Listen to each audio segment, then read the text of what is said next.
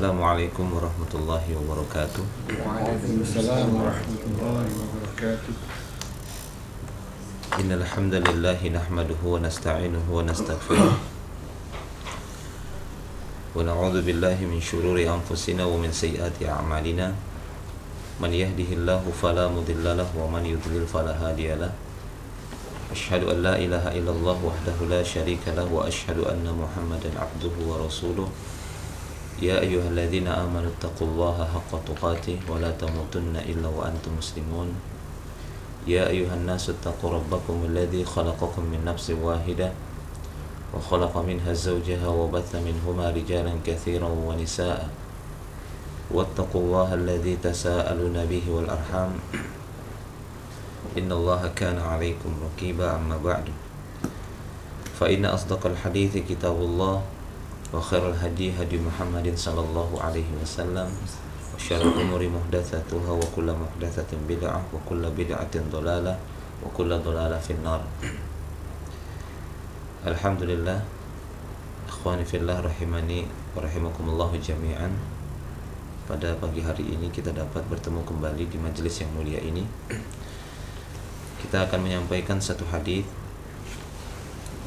yang bersumber dari Abu Hurairah radhiyallahu anhu dari Rasulullah sallallahu alaihi wasallam. Beliau bersabda,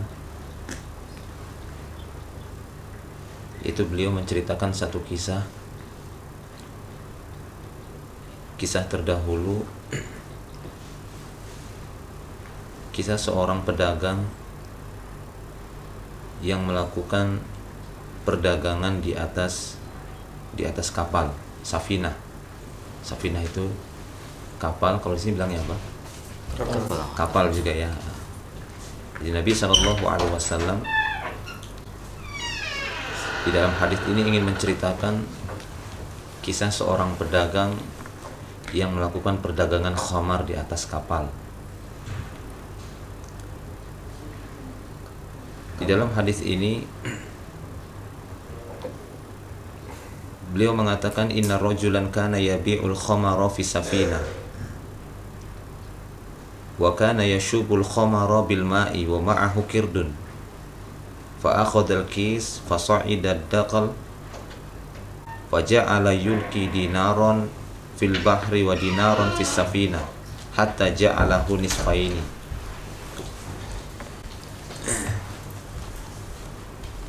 Jadi Nabi SAW menceritakan dari Abu Hurairah radhiyallahu anhu, sesungguhnya ada seorang laki-laki dahulu yabi'ul khamar fis safinah. Dia berdagang khamar. Khamar itu minuman keras. Arak. Di sini bilangnya. Bukan. Kurma tamar. Tamar dan khamar. Sesungguhnya ada seorang laki-laki dahulu pekerjaannya adalah menjual arak ataupun khamar fis safinah, itu di atas kapal. Wa kana yashubul khamara bil ma', dan ketika dia menjual arak tersebut dia campur dengan air. Namun dia menjual arak tersebut dengan harga arak, tapi dia campur dengan air. Wa ma'ahu kirdun, sementara bersama si pedagang ini senantiasa diikuti oleh seekor kera. Ada seekor kera yang biasa dia bawa kalau dia berdagang. Ada seekor kera, atau kera ya? Monyet. Nah, seperti itu. Wa ma'ahu kirdun. Jadi dia berdagang, menjual arak. Ya, biasa dia menjual arak di atas kapal. Mungkin ketika kapal akan berlayar mengarungi laut ataupun menyeberang, dia naik kapal kemudian berdagang di dalamnya, menjual arak tadi, khamar. Tapi ketika dia menjualnya, sebelumnya dia campur arak tersebut dengan air sehingga kelihatan banyak, dan dia memberikan harga ataupun menjualnya seperti arak yang asli yang tanpa ada campuran air. Itu dia lakukan, itu pekerjaannya. Tipu lah. Nah, sementara bersama dia ada seekor kera yang dia bawa ketika dia berdagang. Maka ketika kera tersebut mengetahui tuannya ini, si pedagang ini suka melakukan perbuatan seperti itu, mencampurkan satu barang dengan barang yang lain sehingga merubah kualitasnya, dia pun merasa cemburu. Atau cemburu ya? Ya, jelas. Merasa tidak suka tuannya melakukan perbuatan curang seperti itu. Fa akhadal kis, maka dia pun mengambil kis. Kis itu kantung tempat harta atau tempat hasil penjualan. Kis apa namanya? Karung. Sini. Baik lah. Ya bag kan, tapi dulu seperti kantungan gitu ya, untuk kantung uang, kantung duitnya. Nah si kera tadi pun mengambil kantung uang yang dimiliki oleh tuannya. Fa akhadal kis, fa sa'idat daqal, kemudian dia naik ke atas dakol. Dakol itu yang tinggi Ya, untuk mengikat layar. Mas, Dakol apa namanya? Mas lah. Derik. Ya, lah, Derik. mas. Dakol biasa ada itu ya, di Ada. kapal ada biasa untuk mengikat layar. Fasoidat dakol, ketika sudah dia ambil diam-diam, si kera tadi mengambil diam kantung tersebut dari tuannya, dia pun memanjat dakol tadi, tiang yang ada di kapal. Sesampainya di atas, faja'ala yulqi dinaron fil bahr wa dinaron fis safinah hatta ja'alahu nisfaini. Di dalam kantong tersebut ada 2 dinar. Dia buka, ya ada 2 dinar. 1 dinar dia ambil, dia lemparkan ke dalam laut. Yang 1 dinar lagi dia biarkan di kantong itu dan dia kembalikan kepada tuannya. Hatta ja'alahu nisfaini, kata Rasulullah, sampai dia benar-benar membagi 2 harta itu. 1 dinar dilempar ke laut dan 1 dinar dikembalikan kepada si tuannya. Ya. Yaitu si pedagang arak tadi. Nah, ikhwani fiddin rahimani wa rahimakumullah wa iyyakum jami'an. Hadis ini adalah hadis yang sahih, dicantumkan oleh Syekh Al-Albani di dalam kitab Silsilah Al-Hadits As-Sahihah pada jilid yang ke-6, yaitu nomor hadis yang ke-2844. Demikian juga hadis ini diriwayatkan oleh Imam Ahmad, Imam Al-Baihaqi dan yang lainnya. Dan hadis ini adalah hadis yang sahih insyaallah. Nah, ikhwani fiddin rahimani wa rahimakumullah wa iyyakum jami'an. Jadi satu hadis yang ringkas, namun di dalamnya bisa kita dapati beberapa faedah penting. Yang pertama yaitu berkaitan dengan kejujuran di dalam melakukan muamalah, itu dalam perdagangan. Dan Nabi SAW di dalam beberapa hadis beliau juga menyebutkan bahwasanya orang-orang yang melakukan perbuatan ghish, karena apa yang dilakukan si pedagang tadi adalah melakukan ghish, namanya ghish itu kecurangan, begitu ya, tidak jujur, penipuan, curang di dalam berdagangnya, mencampur sesuatu dengan yang lainnya tapi dengan harga yang asli, ataupun mencampurkan yang dia jual tersebut dengan kualitas yang di bawahnya, begitu ya, atau mencampur dengan sesuatu yang lainnya, maka ini hukumnya sama. Sehingga kata para ulama di sini dari hadis ini ini merupakan teguran bagi orang-orang yang melakukan perbuatan ghish, itu penipuan ataupun kecurangan di dalam masalah perdagangan. Seperti mereka mengatakan orang-orang yang menjual susu, ya, dan ini sudah banyak terjadi di masa dahulu ataupun di masa Rasulullah SAW. Orang-orang yang menjual susu kambing ataupun yang semisalnya, susu unta, mereka campurkan dengan air tapi dengan harga susu asli. Bahkan sekarang banyak dijual madu asli, itu di Indonesia banyak gitu ya, padahal tidak asli, dicampur mungkin dengan bahan yang lainnya. Masya Allah, ya. Maka lihatlah bagaimana kecemburuan seekor kera, seekor monyet, cemburu dengan perbuatan dosa, ya, cemburu dengan perbuatan dosa. Dan Nabi SAW di dalam beberapa hadis beliau bersabda seperti yang diriwayatkan dari Abu Hurairah radhiyallahu anhu, bahwasanya Rasulullah SAW bersabda, man hamila alaina silah falaysa minna, siapa saja yang mengangkat senjata kepada kami maka bukan golongan kami. Jadi tidak boleh ya antara sesama muslim saling mengancamkan senjata. Jadi kata Rasulullah, man hamila alaina silah falaysa minna, siapa saja yang mengangkat senjata ke hadapan kami maka bukan golongan kami. Artinya memusuhi kami, bukan golongan kami. Bahkan di dalam beberapa hadis Rasulullah SAW melarang kita untuk, ya, mengambil senjata dan mengancamkannya ya sesama kaum muslimin. Itu isyarah ini mengancam gitu. Bahkan di antara adabnya memberikan senjata itu dengan memberikan gagang, memberikan pegangannya. Apa namanya di sini? Tajamnya di depan. Gripnya. Oke. Nah, Handle, balik handle. gitu ya. Seperti itu adab-adabnya. Nah, Rasulullah mengatakan man hamila alaina silah falaysa minna wa man ghasyana falaysa minna, dan siapa yang berbuat ghish itu menipu, dia berbuat curang. Dan siapa saja yang mencurangi kami, menipu kami, falaysa minna, bukan golongan kami. Ini menunjukkan perbuatan ghish adalah perbuatan yang haram, bukan perbuatan ataupun bagian dari perbuatan Islam yang diperintahkan. Justru ini adalah perbuatan yang dilarang di dalam Islam. Sehingga suatu saat ketika Nabi Shallallahu Alaihi Wasallam melakukan pemeriksaan di pasar, jadi Rasulullah senantiasa melakukan pemeriksaan di pasar. Di sini bilangnya apa? Pasar? Tamu. Hah? Pasar ya? Ya. Yang orang berjualan banyak itu pasar. Tamu namanya sini. Tamu. Oh, pasar ya. Di sana enggak. Nah, dari Abu Hurairah radhiyallahu anhu, dia menceritakan suatu saat Rasulullah Shallallahu Alaihi Wasallam melewati seorang pedagang makanan.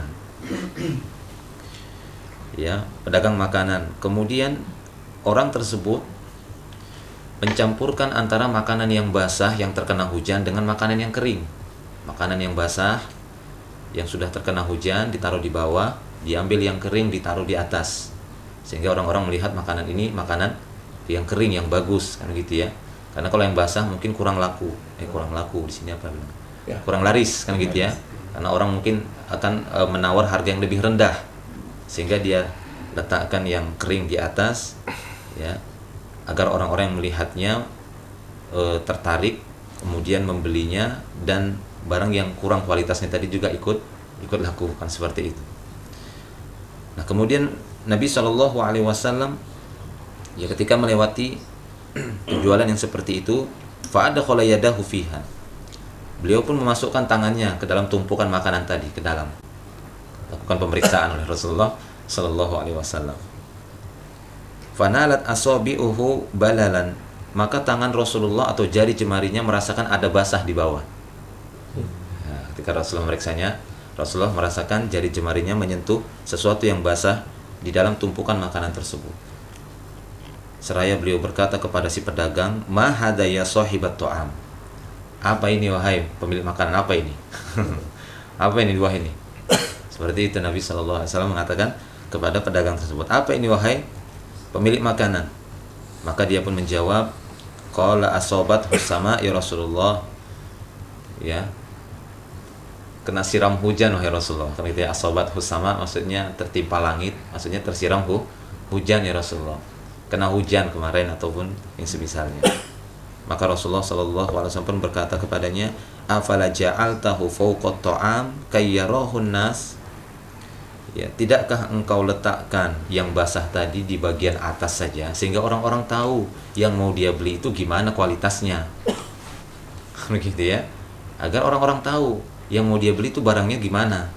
Jangan diletakkan barang yang bagus di atas, yang buruk itu di bawah. Kemudian Rasulullah menutup sabdanya dengan mengatakan, man ghasya falaysa minni, siapa yang berbuat ghish, yaitu ya berbuat curang, penipuan seperti ini, falaysa minni, ini bukan golonganku, kata Rasulullah Shallallahu Alaihi Wasallam. Hadis ini diriwayatkan oleh Imam Muslim. Nah, ikhwani fiddin rahimani wa rahimakumullah wa iyyakum jami'an. Jadi dari sini kita dapati juga apa yang diceritakan oleh Nabi Shallallahu Alaihi Wasallam tentang kecemburuan seekor kera tadi karena perbuatan tuannya yang mencampurkan khamar dengan air, kemudian dia memberikan harga ataupun menjualnya dengan harga asli. Kalau ada yang bertanya mungkin, loh, kenapa yang dipermasalahkan adalah perbuatan mencampur arak dengan air? Padahal kita ketahui arak ataupun khamar itu adalah perkara yang haram, kan gitu ya, tidak boleh dijual. Maka para ulama memberikan jawaban bahwasanya apa yang diceritakan oleh Rasulullah Shallallahu Alaihi Wasallam bukanlah kejadian di umat beliau, tapi ini kejadian di masa lalu, yaitu di masa syariat Nabi terdahulu, yang mana pada saat itu khamar masih diperbolehkan, khamar pada saat itu masih dihalalkan. Bahkan kita dapati di dalam Islam sekalipun, ketika Islam datang tidak langsung Rasulullah mengharamkan khamar, tidak, ya, memiliki tahapan bahkan cukup lama. sampai turun ayat yang pertama, ayat yang kedua, ayat yang ketiga sampai ayat yang terakhir. Allah mengatakan, ya, tinggalkan semua karena dosanya lebih besar walaupun ada manfaatnya. Ya, yas'alunaka 'anil khamri wal maisir qul fihima itsmun kabirun wa manafi'ul linnas wa itsmuhuma akbaru min naf'ihima. Mereka bertanya kepadamu ya Muhammad, itu tentang ya maisir, tentang judi dan arak. Maka katakan keduanya itu ya dosa besar. Qul fihima itsmun kabirun. Katakan bahwasanya pada dua perkara tadi, ya judi ataupun arak, ada dosa yang besar di dalamnya. Wa manafi'ul linnas, walaupun manfaatnya itu banyak untuk manusia. Seperti ada yang bertanya sama saya ketika saya ngasih kajian di sana, di Balikpapan. Kenapa rokok diharamkan padahal manfaatnya banyak? Kata Nabi seperti ya. Jadi seorang yang merokok itu justru bisa mengeluarkan berbagai macam apa gitu ya, inovasi kan gitu ya, satu pikiran, inspirasi terbaru. Ilham. Kok diharamkan? Kan banyak manfaatnya. Ya cukuplah ya waktu itu Ana membacakan firman Allah Subhanahu wa taala, ya. Anda tahu khamar, tahu arak, kan gitu ya, minuman keras yang memabukkan, iya tahu. Haram atau halal? Haram. Tapi lihat Allah mengatakan wa manafi'ul linnas. Allah mengakui pada arak itu manfaatnya banyak bagi kita. Manfaatnya banyak kata Allah, dan Allah tidak menutupin ini.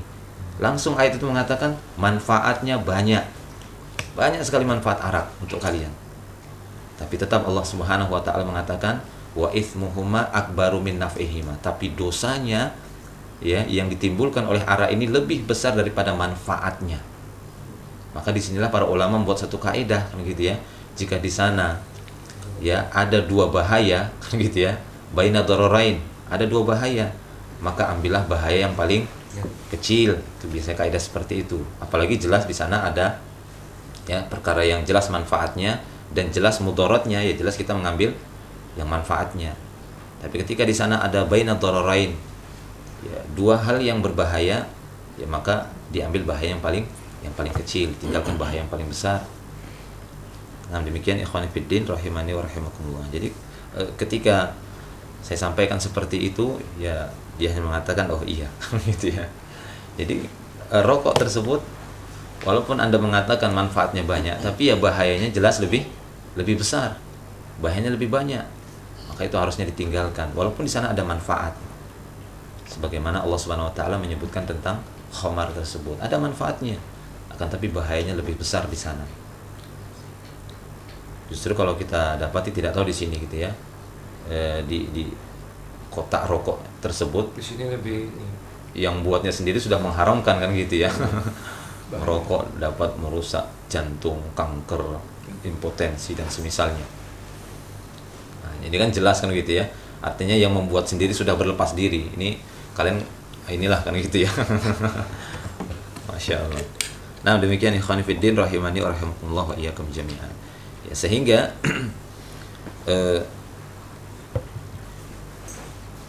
ya pada pengharaman khamar di dalam Islam sekalipun kita dapati tidak secara langsung diharamkan. Dan inilah jawaban dari para ulama kenapa yang dipermasalahkan adalah pencampuran antara khamar dan airnya, ghishnya. Bukankah khamar itu sudah haram? Ya, pada saat itu ya, khamar belum diharamkan sehingga ya dia masih berdagang ataupun menjual arak.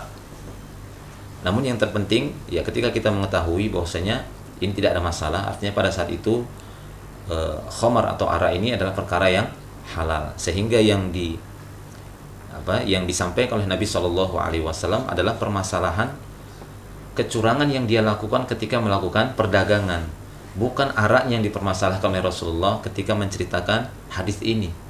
Tapi beliau menginginkan agar mengambil satu faedah, menyebutkan satu faedah, itu ghishnya tadi, perbuatan curangnya, mencampur sesuatu dengan yang lainnya, kemudian menjual dengan harga yang asli kan gitu ya, menjual dengan harga yang asli tapi dicampur dengan barang yang lain, seperti menjual susu dicampur dengan air, ataupun menjual, kalau di Indonesia terkenal itu menjual bensin, itu biasanya dicampur dengan bahan yang lain, biasanya dicampur dengan minyak kelapa atau dengan tahu bensin kan?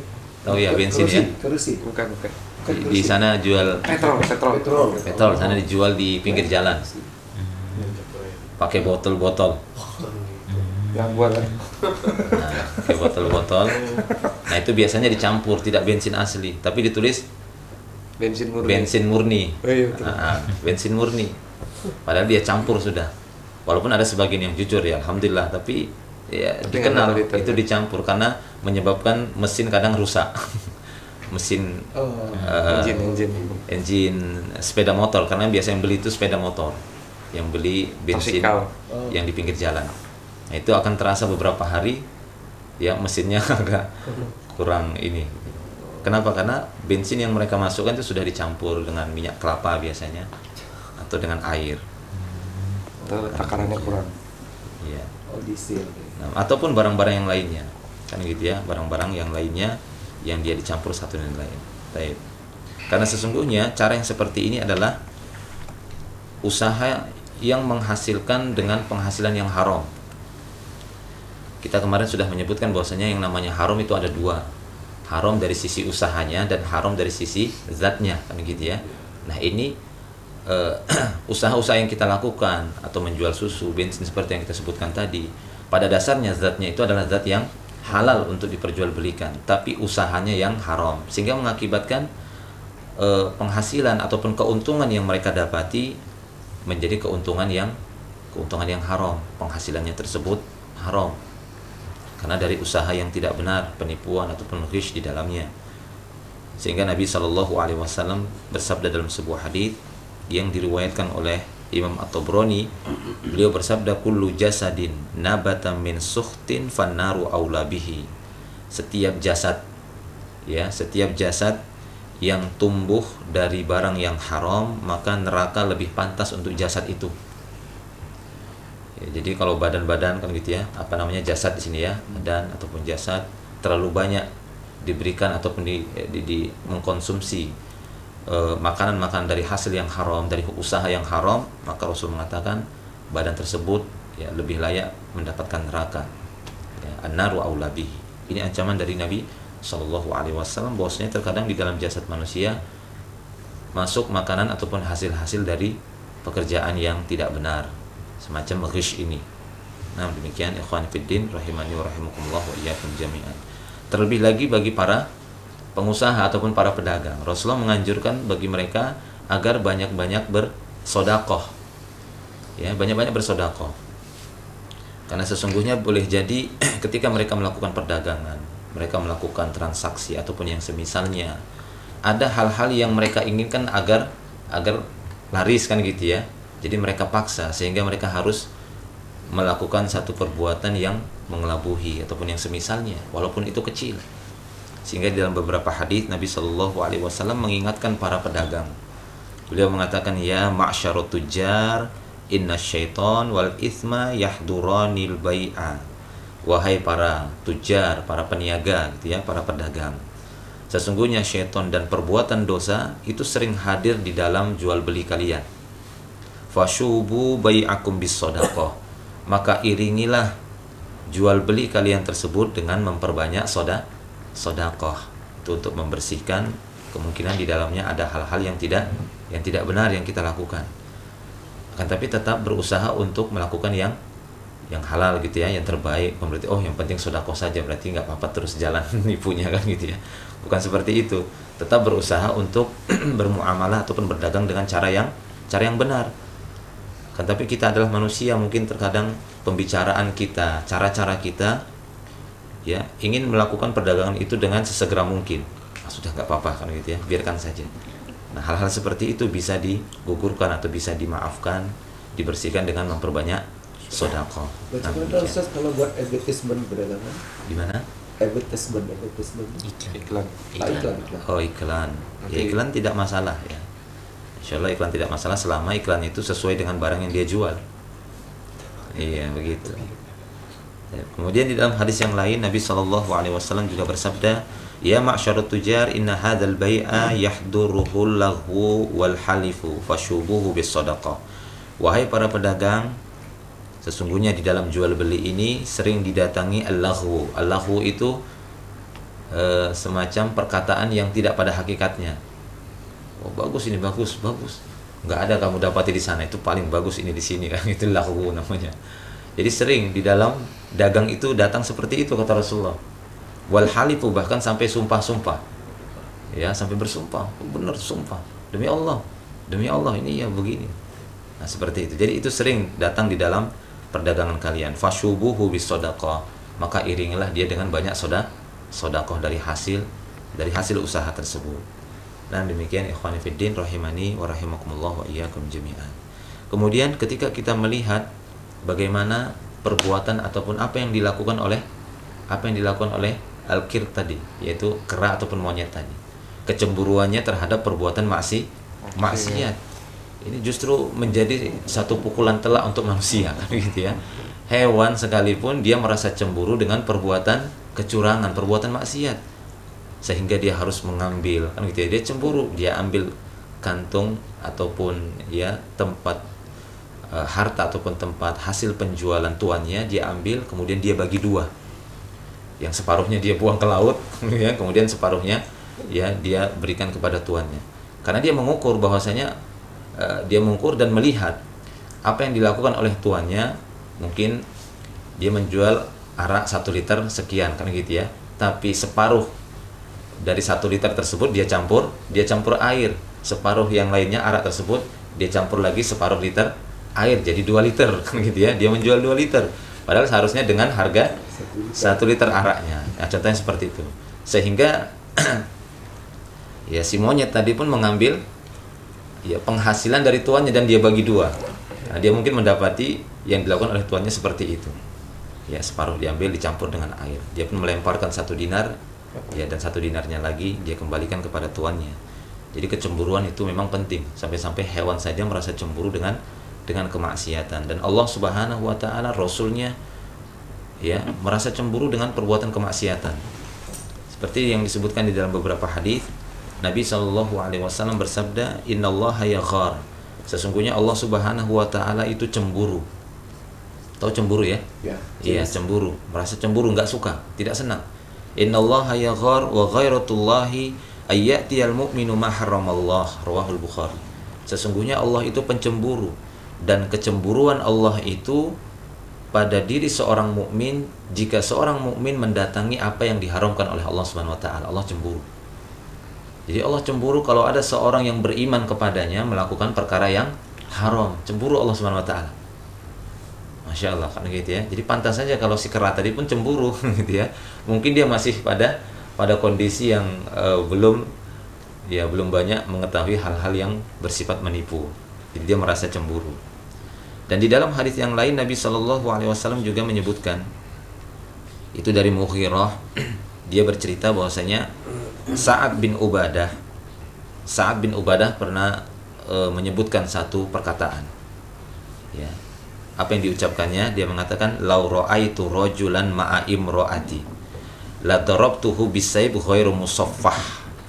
Kalau seandainya aku melihat istriku bersama seorang laki-laki, maka akan aku pukul dia dengan pedang. Ini kata Sa'ad bin Ubadah, kalau seandainya aku melihat ada seorang laki-laki bersama istriku, maka akan kupukul dia dengan pedang. Maka Rasulullah SAW ketika disampaikan perkataan Sa'ad ini, ya, jadi sampailah perkataan Sa'ad ini kepada Rasulullah SAW. Beliau pun mengatakan, "Ata'jabuna min ghiratis Sa'ad." Apakah kalian merasa takjub dengan kecemburuan Sa'ad ini? Cemburu betul dia kan gitu ya. Apakah kalian merasa takjub dengan kecemburuan Sa'ad ini? La ana akhyaru minhu wallahu akhyaru minni. Rasul mengatakan, sungguh aku adalah orang yang paling cemburu daripada Sa'ad, dan Allah Subhanahu wa taala lebih cemburu daripada aku. Ya, aku adalah orang yang paling cemburu, yang lebih cemburu daripada kecemburuan Sa'ad. Yang dia mengatakan bahwasanya kalau saya melihat istri saya bersama laki-laki yang lain, akan saya bunuh laki-laki itu, saya tebas gitu ya. Nah, kalian merasa takjub dengan kecemburuannya, maka aku lebih cemburu dari Sa'ad, Allah lebih cemburu dari aku. Masya Allah gitu ya. Jadi kecemburuan inilah yang sudah banyak hilang di tengah-tengah kaum muslimin. Ketika mereka mendapati ataupun melihat kemaksiatan-kemaksiatan yang terjadi, tidak ada rasa kecemburuan pada diri mereka. Minimalnya ada rasa cemburu, artinya rasa tidak senang, tidak suka. Karena sungguhnya ini merupakan tanda-tanda kebaikan imannya, kesempurnaan imannya. ketika dia tidak menyukai, tidak meridhoi adanya perbuatan-perbuatan maksiat. Terlebih lagi kemaksiatan terjadi di lingkungan kita, apalagi di tengah-tengah keluarga kita. Tatkala terjadi kemaksiatan kemudian kita biarkan tanpa ada suatu pemberitahuan ataupun nasihat kepada mereka, maka di sini akan kelihatan mana kecemburuan seseorang terhadap perbuatan kemaksiatan. Dan Nabi SAW mengingatkan hal tersebut. Beliau mengatakan ada 3 jenis manusia yang akan diharamkan surga bagi mereka. Salasatun qad haramallahu alaihimul jannah. Ada 3 jenis manusia di mana Allah Subhanahu wa taala mengharamkan surga atas mereka. Yang pertama kata Rasulullah, mudminul khamar. Itu orang-orang yang pencandu arak, pencandu khamar, pencandu arak, pencandu minuman keras. Ini tidak akan Kaki botol. apa namanya sini? Kaki botol. Oh, Masya Allah, kaki botol. Oh iya, kemarin sudah. Mudminul khamar. Jadi saya bisa terjemahkan kaki botol. Ini tidak akan dimasukkan ke dalam surga, diharamkan surga bagi mereka. Artinya mereka diancam dengan neraka. Yang kedua al-aqa. Itu para anak yang durhaka kepada orang tuanya. Waliyadzubillah. Para anak yang durhaka kepada kedua orang tuanya. Yang ketiga kata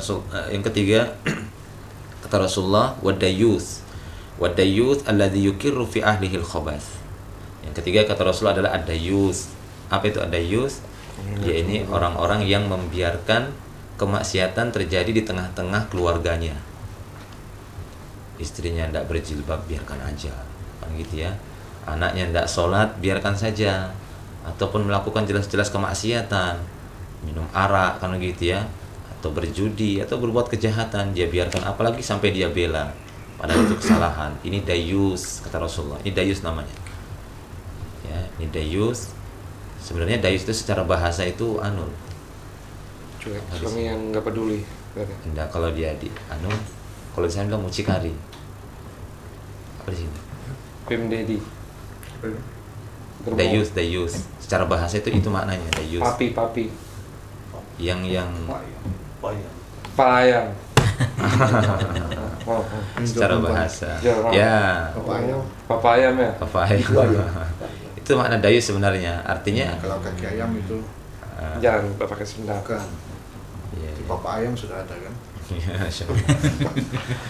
Itu sebenarnya makna dayus. Makanya sebagian para sahabat ketika disebutkan dayus, yang mereka pahami yaitu para sahabat. Maksudnya itu Rasul, ternyata bukan itu yang diinginkan Rasulullah. Dayus yang dimaksudnya alladzi yukirru fi ahlihil khabas. Dayus ini kata Rasulullah yaitu orang-orang yang membiarkan kemaksiatan itu terjadi di tengah-tengah keluarganya. Seperti istrinya mungkin berjalan sama laki-laki yang lain, pegang-pegang, dia biarkan saja, kan sama saja. Makanya tadi saat itu cemburu dia. Kalau sampai jalan aja dia sama laki-laki, langsung katanya dia sama laki-laki, cemburunya dia. Nah, demikian. Jadi kecemburuan ini terkadang penting. Artinya cemburu dalam masalah melihat kemaksiatan kan gitu ya, bukan cemburu buta kata orang sana kan gitu ya. Cemburu buta. Nah, ikhwani fiddin rahimani wa rahimakumullah wa iyyakum jami'an. Dan di sini juga ada beberapa faedah yang bisa kita dapati, yaitu bolehnya ataupun jawazur rukubil bahar wal ittijar fis sufun. Diperbolehkan bagi kita semua untuk mengendarai kapal kan gitu ya. Bahasanya ini bukan perkara yang terlarang. Dan ini merupakan transportasi yang sudah dikenal semenjak dahulu kan gitu ya. Karena Nabi SAW mengisahkan cerita orang yang terdahulu, itu sebelum umat Nabi Muhammad SAW. Kemudian para ulama mengatakan faedah yang bisa didapati juga wujudus sufun wadananir. Jadi semenjak dahulu sudah ada safinah ataupun sufun. Safinah sudah ada kapal semenjak dahulu, ataupun dananir. Jadi dinar-dinar itu sudah digunakan semenjak dahulu. Jadi orang-orang terdahulu sudah mengetahui alat untuk tukar menukar gitu ya, untuk berdagang. Kemudian mereka mencetak ataupun membuat uang ataupun dinar yang terbuat dari emas sebagai alat untuk tukar ataupun membeli sesuatu. Nah, wallahu a'lam bishawab. Jadi ini dulu yang bisa kita sampaikan. Intinya bahwasanya di sini bisa kita dapati satu berita yang sangat berharga, bagaimana seekor hewan sekalipun terkadang didapati cemburu dengan kemaksiatan, yaitu diantaranya adalah perbuatan ghish, perbuatan penipuan dalam muamalah, maka ini tidak diperbolehkan, baik itu dari syariat terdahulu bahkan dari sampai kepada syariat Nabi Muhammad sallallahu alaihi wasallam. Wallahu a'lam bishawab. Ustaz, bolehkah kita melakukan seperti monyet ini, Ustaz? Ketika kita melihat ada orang curang, kita ambil hartanya, kita buang sebagian, Ustaz. Boleh nggak, Ustaz? Tidak boleh. Rugi. Ya, tidak boleh. Nggak boleh, Ustaz. Jadi nggak termasuk faedah dalam hadis, Ustaz. Ya, makanya tidak disebutkan oleh para ulama. Khusus monyet. Kenapa? Karena Iya. monyet tersebut kan bukan mukallaf, jadi tidak ada beban sama dia, kan gitu ya. Adapun jika kita melakukan tindakan seperti itu ada beban bagi kita.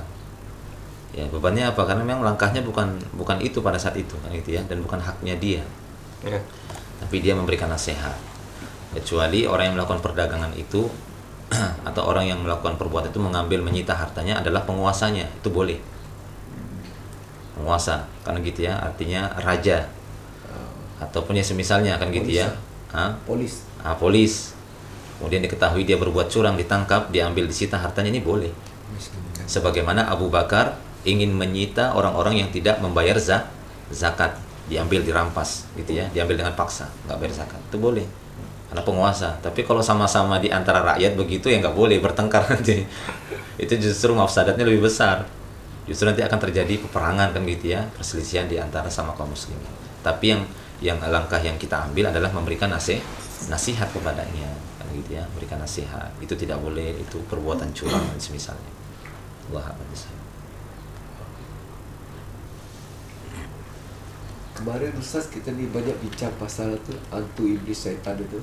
Saya mau tahu yang 3 jenis hantu tu yang dinyatakan bahawa tiap-tiap rumah ada di atap ada syaitan. Kemudian yang kedua, yang syaitan bila fajar menyingsing, yang matahari tu di ujung matahari ada tanduknya, sebelah sini ada tanduknya. Bila kan matahari itu terbenam, tanduknya pun ada, artinya syaitan tu besar kali itu. So kalau matahari itu berapa besar, ujung tanduk tu sudah ada tanduknya. Dan yang ketiga, bila macam Ustaz safar kan, Iya. mulai dari rumah Ustaz, ada juga syaitan membawa bendera, ikut serta. Iya, iya. Jadi sampai balik nanti, kalau Ustaz macam ini kan bagus.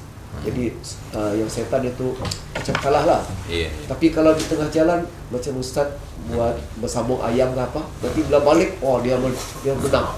Iya, iya. Jadi Sabung ayam. Iya. Lawan ayam. Jadi- Laga ya. Ya, judi.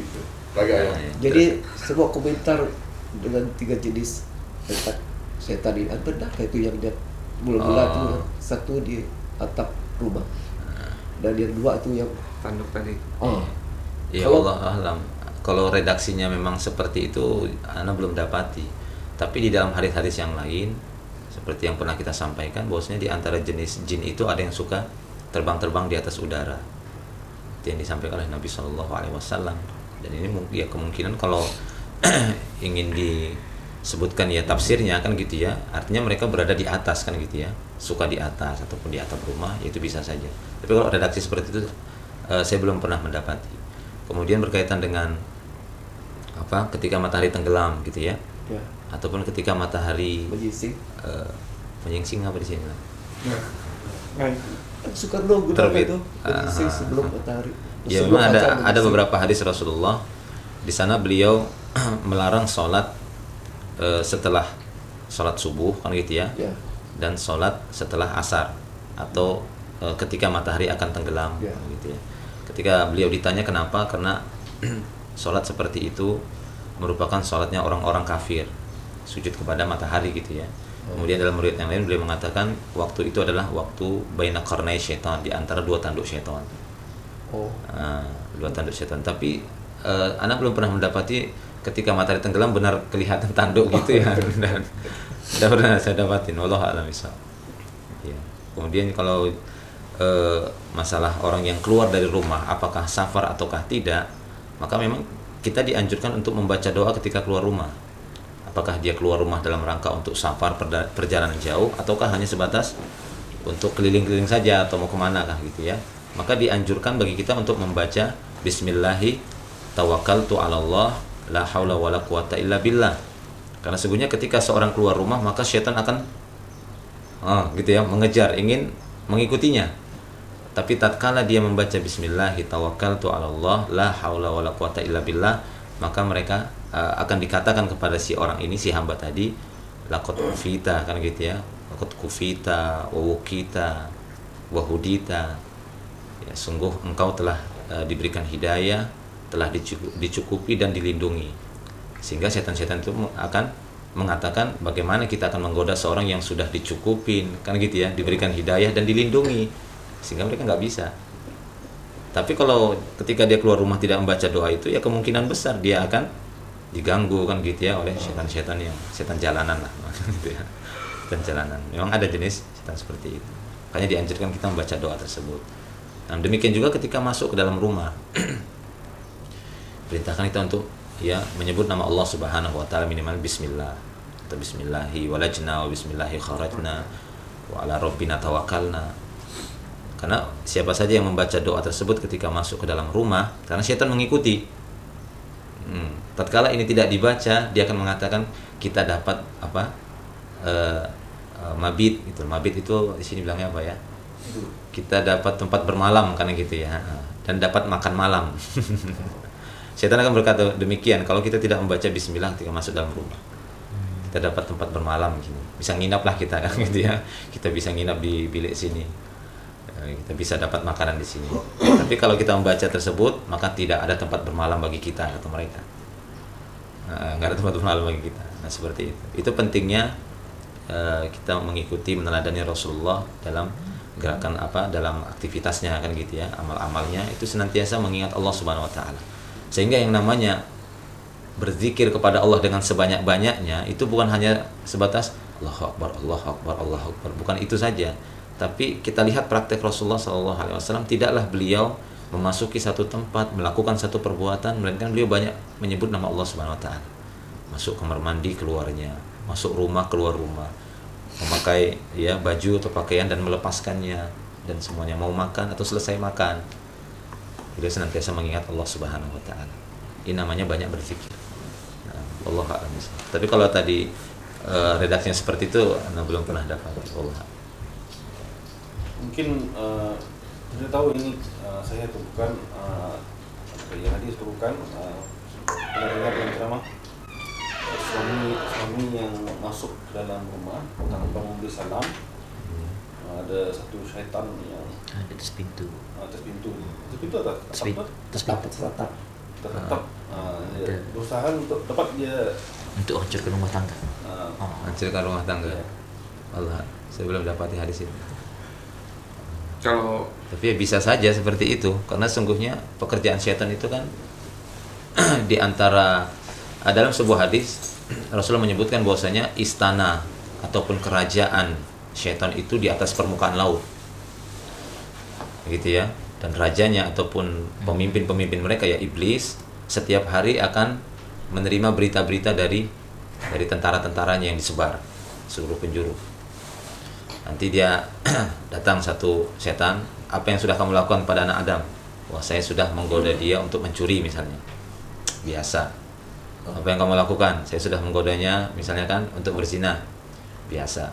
Sampai datang nanti, apa yang telah kamu lakukan? Saya berhasil memisah antara suami dan istri. Ini bagus. Ya bagus. Makanya lihat ketika Allah Subhanahu wa taala menceritakan di dalam surah Al-Baqarah tentang sihir, apa kata Allah? Ma yufarriqu bainal mar'i wa zawji. Jadi sihir itu adalah satu perbuatan dari syaitan gitu kan, dalam rangka untuk memisahkan antara suami dan istri. Gitu ya. Ya, jadi memang ya itu perlu apa di antara kesenangan mereka gitu loh, buat bertengkar. Tapi kisah tentang ada syaitan menunggu di pintu itu pasti. Anda tidak tahu gitu lah, bukan apakah ada atau tidak, Anda belum pernah membacanya. Mungkin bisa jadi itu ada hadisnya, tapi Anda nggak tahu gitu ya. Ustaz, bagaimana dengan sekiranya ada macam kilat melanda, macam betul-betul bilah kilat Petir gitu ya? petir ni yang dijadikan untuk apa tu, menghancurkan segala syaitan-syaitan lah. Ustaz, ada zikrullah untuk kita macam untuk berlindung daripada tersembar petir lah. Ada doa ketika mendengar petir itu ya. Tapi Anda juga kurang ingat itu. Tapi bolehkah kita Ada doanya. Ada doanya. Mm-mm. Tapi bolehkah kita macam mengatakan macam bertaus auzubillahi minasyaitonir rajim. Oh, tidak, seharusnya didahulukan zikir yang diajarkan Zikir oleh yang Rasulullah. Tidak ada nas lah. Itu nanti bisa antum cari di di Hisnul Muslim, itu insyaallah ada. Jadi doa ketika mendapati petir ataupun gentur, Apa bahasanya petir itu? barq. Bar. Iya. Bentar ya. Nah, ini dia. Doa ar-ra'd. Ini doa ketika mendengar halilintar. Halilintar. Subhanalladzi yusabbihur ra'du bihamdihi wal malaikatu min khifatihi. Itu doanya. Iya, jadi maha suci Allah yang mana ar-ra'd, halilintar itu bertasbih memujinya. Jadi halilintar itu bertasbih memujinya dengan das itu. Itu halilintar sedang bertasbih memuji Allah. Jadi makanya doanya subhanalladzi yusabbihur ra'du bihamdihi. Maha suci Allah yang ra'du itu kan halilintar gitu ya. Bertasbih memuji Allah wal malaikatu min khifatihi, dan malaikat semua pada takut. Malaikat pada takut pada saat itu. Dalam buku Hisnul Muslim. Hisnul Muslim benar, itu ada. Boleh download pergi. Yufid. Ustaz, ini doa ini baca ketika Ana share di grup tadi. Iya, ketika Iya. itu baca itu. Ana share di grup. ada Ada. Ana share di grup ya. Iya, Oke. gitu ya. Ini tanda sekarang ini Ada tanda, yang tanda Tandar. guru. Iya, sama saja. Sama kan? Dua-duanya, baik yang bersuara ataupun tidak, sama aja. Oh. Jadi kalau kita dengar huruf baca dulu. Baca itu ya, enggak apa-apa. Walaupun nggak kelihatan kilatnya gitu ya. Iya. Ya baca aja itu. Kilat dulu baru guru. Nah, di dalam sebentar ya. Itu bisa antum lihat dalam surat Ar-Ra'd sendiri. Ar-Ra'd itu artinya kan thunder kalau bahasanya. Halilintar. Ar-Ra'd. Itu di dalam surat Ar-Ra'd ayat yang ke-13. Ya, dalam surat Ar-Ra'd ayat yang 13 Allah berfirman, wa yusabbihur ra'du bihamdihi wal malaikatu min khifatihi wa yursilu sawa'iqa fayusibu biha may yasha. Jadi ar-ra'du ataupun halilintar itu bertasbih memuji Allah, dan malaikat ya takut kepadanya. Wa yursilu sawa'iq, dan Allah Subhanahu wa taala akan mengutus sawa'iq. Sawa'iq itu kilat itu loh. Itu sawa'iq, itu beda lagi dia, sawa'iqah. Allah akan mengutus sawa'iq fayusibu biha mayyasha, dan Allah akan mentakdirkan siapa yang kena itu, yang terkena sambaran itu Allah yang mentakdirkan. Ya, itu dalam surah Ar-Ra'd ayat 13 itu. Jadi memang itu fayusibu biha man yasha. Allah akan gitu ya, mengenakan kan gitu ya. Sawa'iq tadi, petir tadi kepada man yasha, kepada siapa yang dia kehendaki, maka dia kena. Ya, mungkin kita pernah mendapati ada orang yang kena kan gitu ya. Ada. Seperti itu. Jadi wallahu alam, Anda tidak pernah mendapati bahwasanya sambaran petir ataupun geledek itu untuk membunuh setan atau untuk setan. Itu Saya pernah mendengar gitu, tapi Anda nggak mendapati dalilnya. surah Al-Mulk ayat kelima yang beritahu Oh, itu roja, itu lain lagi. Rujum, itu rujum bukan petir. Rujum yang itu yang dalam surat Al-Mulk ya. Ya. Iya. Rujum itu seperti rajam, ya, seperti bola-bola api yang mengejar-ngejar syaitan yang ingin mencuri berita di langit. Itu bukan petir, lain lagi. Ini lain. Meteor. Oh itu Walaqad zayyana sama ad-dunya bi, ya kan, masabiha wa ja'alnaha rujuman lisyayatin. Rujuman itu ya lemparan-lemparan gitu ya. Lemparan-lemparan untuk syaitan-syaitan yang ada di langit yang ingin karena ada jenis syaitan yang memang terbang dia. Yang suka terbang di udara, mencuri-curi berita di langit. Itu dilempari dengan bola-bola api. yang kita tengok macam tai bintang tu kan? Allah alam mungkin. Oh. Tidak tahu itu lain lagi. Ya, Allah alam bisawab. Yang terpenting Allah Subhanahu wa taala menyatakan demikian. Secara pastinya ya Allah alam bisawab. Itu perkara gaib gitu ya. Oh. Saya tidak bisa memastikan itu dia kan gitu kan, tidak bisa karena itu perkara gaib. Cerita masih kecil ini. Iya. Ya. Jadi berdoa kan masa tu. Kalau orang bercinta dia doa lah. Oh. Allah alam. Ya. Pusing. Ustaz, Mesti kan kayak sekarang itu kayak yang barusan kayak di Indonesia itu harus yang apa Minister of Health, Menteri Kesehatannya bilang bahwasannya semua obat itu menggunakan katalisator dari babi, menggunakan yang dari babi gitu ya. Walaupun terakhir di apa diralat, tapi banyak rekaman menunjukkan recording itu menunjukkan kalau dia memang mengatakan banyak obat-obat itu menggunakan katalisator babi dan hampir tidak ada yang halal. Terutama vaksin. Iya. Kalau vaksin purely memang dari babi. Ada sedikit saja vaksin yang bukan dari babi. Tapi ada satu tempat di mana penyebaran penyakit itu tinggi, sehingga vaksin dibutuhkan. Karena ada beberapa ulama juga membolehkan vaksin kan Ustaz. Iya. Tapi ketika si produsen mengakui ini dari babi gimana Ustaz? Ya, itu dilihat dari tingkatan beratnya darurat itu. Kalau memang benar-benar darurat sekali, Ustaz, ya? Kalau benar-benar darurat sekali ya nggak apa-apa. Ya sama hukumnya seperti orang yang hampir-hampir mati nggak mendapatkan makanan, kemudian hanya ada daging babi, ya itu saja dianalogiin.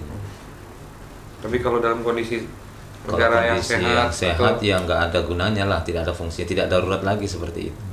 Tapi mesti pasti yang itu ada daripada babi. Gimana? Atau, macam kita di sini kan, jadi kita tahu obat itu daripada babi itu tidak, cuma ada dengar desas-desus saja. Oh gitu. Daripada Ya babi. harus dipastikan, benar. Harus dipastikan karena kalau tidak itu nanti sebagai satu tuduhan. Harus dipastikan artinya memang ada penelitian, ada yang memang yang punya kemampuan meneliti itu dan dia membuktikan ini ada Dari unsur sumber babinya. yang Iya. boleh Jadi jangan hanya sebatas mendengar berita-berita seperti itu saja. jadi kalau dalam obat punya box itu biasanya itu ada beberapa words dalam apotek dalam farmasi yang ini yang related to babi. Oh ditaruh gitu ya. Oh. Ya, jadi dikasih tahu memang Ustaz. Ah, Kalau di Brunei insya Allah, karena pernah ke Oh. GPMC, insya Allah dokternya jujur. Kalau di Indonesia, dokternya nggak mention. Ya. Abiana itu punya sakit jantung. Kalau dia dalam kondisi really urgent gitu kan, dokter akan injek dia punya jantung ini kan, dengan injectionnya. Nah injection itu yang nggak halal, Tapi darurat. tapi darurat kan. Iya, kalau Nah darurat. ada satu case lain, antum tahu insulin kan? Insulin. Orang problem dengan Diabetes. diabetes. Itu sama the insulin itu mentionnya memang ada babi. Oh. Tapi banyak juga yang halal.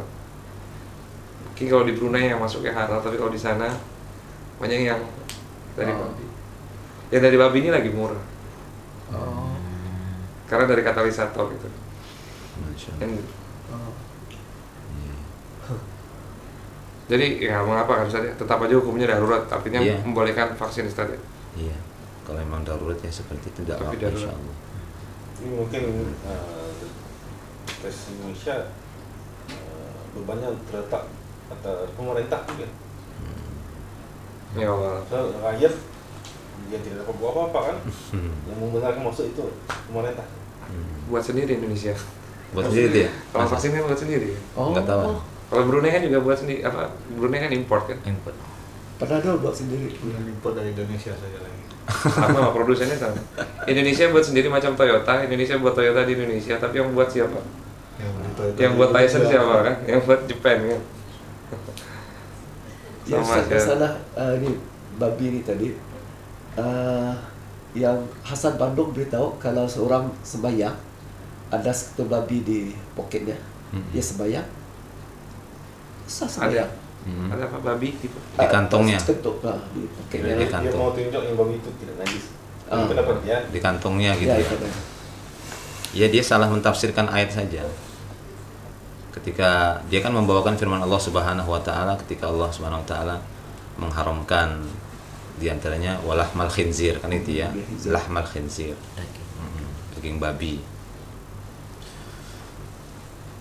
Jadi dia mentafsirkan, mentakwil gitu loh, semacam mentakwil dari sisi bahasa. Dari sisi bahasa saja. Ya, sehingga dia mengatakan ya babi itu hanya haram dimakan. Haram dimakan katanya. Bukan najis. Bukan najis kan gitu, itu kan takwil. Padahal kalau kita lihat dari dalil-dalil yang lain, yaitu menunjukkan kenajisannya kan, menunjukkan kenajisannya. Kemudian apa faedahnya sholat itu bawa daging babi, kan nggak ada. Tidak, dia beritahu bukan masalah pasal masalah katanya. Pasal masalah. Iya. Pasal masalah katanya kalaupun ada orang sembahyang katanya, ada seketul babi, Iya. dibawanya siloke katanya sembahyangnya. Iya. Sebab katanya dalam Quran tidak ada mention daging babi itu najis, Iya. hanya haram dimakan Haram katanya. dimakan, iya. Itu kan takwil ya namanya. Ada dalil ya? Takwil ya. Itu daging itu babi najis. Iya, dari dalil Al-Quran itu. Bahwasanya penyebutannya itu dengan penyebutan apa gitu ya, khabas gitu ya, khabith, kotor kalau gitu ya. Maka itu menunjukkan ya najis, tafsirkan dengan najis, Bukan rijis. kotor. Rijis ya. Rijis apa khabas? Rijis itu. Saya kurang ingat juga. Innahu rijis gitu. Kalau Disebutkan. tidak Rijis. ingat dia punya Najis. keterangan, ayat Quran tuh dia satu dengan peminum arak, Iya, orang yang berjudi. Jadi najis tuh menunjukkan perbuatan tuh yang kotor, Iya. bukannya benda itu yang kotor. Oh, betul lah. Iya. Kebenarannya. Jadi ketika disebutkan satu kalimat, di sana ada berbeda-beda zatnya, kan gitu ya. Mungkin ada khamar, kemudian ada juga babi, dan disebutkan di akhir rijis untuk semuanya, kan gitu ya. Iya. Rijis untuk semuanya. Nah, kita lihat satu persatu dari hadis untuk mentafsirkan yang tiga ini atau beberapa zat tadi dari hadis, nggak bisa dari hanya sebatas Al-Quran saja. Nah, di antara kalimat rijis ini pernah dikatakan oleh Rasulullah ketika Rasulullah meminta agar dibawakan 3 buah batu untuk istijmar atau istijmar ya. Iya. Carikan saya 3 buah batu. Kemudian datang sahabat membawa 3 buah batu, tapi 2 asli, yang 1 palsu. Iya, 1 palsu maksudnya yang 1 ini kotoran keledai yang sudah kering. Maka 2 diambil Rasulullah, yang 1 ini fahadha rijis, dibuang. Apakah itu rijis itu apa sih Pak? Najis maksud Rasulullah, hadar rijis. Ya, rijis itu bisa bermakna najis. Jadi daging babi itu kita sebut rijis, walaupun di sana ada khamar rijis, judi rijis, kan gitu ya. Ya, itu disesuaikan dengan pemahaman yang benar lah. Sudah bisa dipahami masa judi itu adalah rijis, kemudian kartunya yang najis ataupun dadu yang najis, bukan itu. Tapi perbuatan kan jelaskan, karena judi itu berkaitan dengan perbuatan. Tapi ketika dia di sana ada babi kan gitu ya, ya jelas zatnya gitu loh yang najis, rijis. Sebagaimana Rasulullah melempar apa tadi gitu kan, kotoran keledai tadi, rijis. Iya gitu. Allah a'lam. Tapi disambung lagi, kalau orang sembahyang ada dadah di poketnya, oke dia Ustaz. Apa itu dada? Narkotik Ustaz, narkoba. Narkoba. Khamar. Khamar tadi, ya sah saja sholatnya. Sah. Ya sah sholatnya. Tapi Karena khamar itu kan tidak najis. Pendapat yang rojih insyaallah gitu ya. dikatakan Ada khilaf di sana. Najis dadah. Hah? Najis dadah. Gitu. Najis dada. Ya. Iya, dia dinisbatkan kepada perbuatan. Perbuatan najis. Sama saja seperti Allah mengatakan innamal musyrikuna najas. Boleh dia sholat. Itu dalam surat At-Taubah. Sesungguhnya orang-orang musyrik itu najis. Apakah najis itu apakah badan mereka atau perbuatannya? Oh, perbuatan. Ya, perbuatannya, bukan badan mereka najis. Kalau kita misalnya bersentuh dengan dia langsung cuci-cuci, enggak. Tapi ada najis dada, dapatnya ke dokter. Obato, terus Panadol, najis dada yang dibenarkan. Iya, iya. Tapi Ustaz, bagaimana dengan yang tadi sudah ngarah, yang memegang komar itu sudah dapat dosa sahih gitu Ustaz? Gimana? Memegang komar, hanya memegang komar itu pun sudah berdosa. Memegang khamar berdosa. Itu juga sudah haram. Jadi Rasulullah Shallallahu Alaihi Wasallam yang menyebutkan bahwasanya Allah melaknat ya 9 atau 10 yang berkaitan dengan khamar tadi, yang mesan, yang minta dibuatkan, yang ngantarkan, yang meracikkan, yang menjual ataupun yang membeli, maka semuanya sama, kerjasama di sana. Itu memang ada hadisnya. Jadi mungkin itu yang dimaksud. Allah. Ya. Kalau istri mendapati suaminya dayus, boleh dia minta cerai? Kalau memang sudah terlalu berat, boleh saja. Semacam, suaminya kaki botol. iya boleh, Boleh ya? boleh. Insyaallah, karena keselamatan anak-anak. menjaga keselamatan agama lebih utama daripada menjaga keselamatan perkara dunia. Maksudnya kan itu kan merusak agama kan gitu ya. Agama kan. Kalau ada seorang istri mengadu kepada seseorang yang suaminya membuat gitu ya, boleh kasih nasihat, udah cerai saja sama dia. Ya, kalau memang kondisinya sudah sampai seperti itu ya boleh. Tapi kita harus meneliti dulu. Jangan hanya melihat secara zahirnya seperti itu. Berusaha untuk menasihati sang suami lah terlebih dahulu kan. Nasihati sang suami. Kalau memang dia dalam waktu yang sudah cukup lama kemudian bisa memberikan mudarat, bisa memberikan pengaruh yang buruk untuk keluarganya, ya kita anjurkan saja kepada dia untuk minta cerai aja darinya. Ya, saya juga pernah seperti itu ketika ada seorang istri mengadu seperti ini, dan itu sampai cukup waktu yang lama gitu kan. Saya katakan lakukan seperti ini dulu, lakukan seperti ini. Ya akhirnya sampai kepada bahaya yang sudah ini kan, mencapai berat sekali, ya sudah minta khulu namanya. Khulu, minta dipisah, minta cerai. Jadi Ustaz, kalau dia minta khulu, jadi kita ada kewajiban untuk beri nafkah kepada dia. Khulu itu seperti sudah talak 3. Bukan maksud saya begini. Artinya nggak ada rujuk gitu loh, khulu nggak ada rujuk, Bukan nggak ada itu, Ustaz. iddah.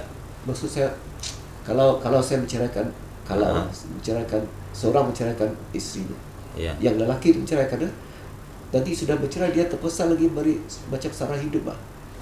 Nafkah Beri gitu. nafkah. Nafkah. Kalau dia khulu beda ya. Itulah Ustaz. Kalau talak itu dari suami. Kalau khulu itu dari istri. Jadi khulu itu nggak ada khulu 1, khulu 2, khulu 3. Khulu itu sekali aja, langsung pisah. Iyalah maksud saya tadi. Dan pembiayaan itu terputus, nggak ada kewajiban lagi suami untuk ini. Ya. Karena dia bukan talak 1. Kalau talak 1, 2 itu kan dari suami. Ya. Dia tetap wajib membiayai istrinya, Iya. memberikan tempat tinggal, kecuali talak 3. Kalau sudah talak 3, maka tidak ada kewajiban suami untuk memberikan pembiayaan ataupun rumah kepada istri yang sudah ditalak 3 kan gitu ya. Karena namanya talak bain ini. Talak yang nggak bisa balik lagi, mereka nggak ada rujuk lagi. Kecuali sang istri menikah dengan laki-laki yang lain, kemudian cerai, baru dia nikahi lagi boleh. Nah, Cina buta. Cina buta. oh gitu, Cina buta di sini lagi. Tapi kalau khulu, si istri minta dipisah kan gitu ya, minta cerai, itu sekali aja sudah terputus. Makanya hampir sama seperti talak 3. Iya. Tapi mereka boleh menikah lagi, tapi seperti dari awal gitu loh, dilamar lagi, akad lagi. Ya, tapi kalau dia talak 3, dia kan harus menikah dulu gitu kan, harus menikah dulu dengan. Jadi kalau khulu si suami gugur nafkah kepada si bekas istri lah. Iya, putus. Jadi nafkah kepada anak tidak putus lah. Tidak putus. Nafkah pada anak ya tetap. Pada anaknya dia, laki-lakinya tetap itu dia. Sampai umur berapa? Sampai dia balik lah. Sampai bekerja lah. Sampai balik. Tapi pada asalnya dia sampai dia mampu sampai mapan gitu loh. Ya, itu masih kewajiban dia. Tapi kalau nggak ada lagi, Ya, kita cukupkan dulu ya. Insyaallah mungkin sampai sini dulu, nanti kita ketemu lagi. Mudah-mudahan apa yang kita sampaikan dalam majelis ini bisa memberikan tambahan ilmu dan manfaat bagi kita semua. Wa akhiru da'wana alhamdulillah. Subhanakallahumma bihamdika asyhadu an la ilaha illa anta astaghfiruka wa atubu ilaik. Assalamualaikum warahmatullahi wabarakatuh. Waalaikumsalam warahmatullahi wabarakatuh. Ridwan yang tadi yang makan babi, mengundi nasib,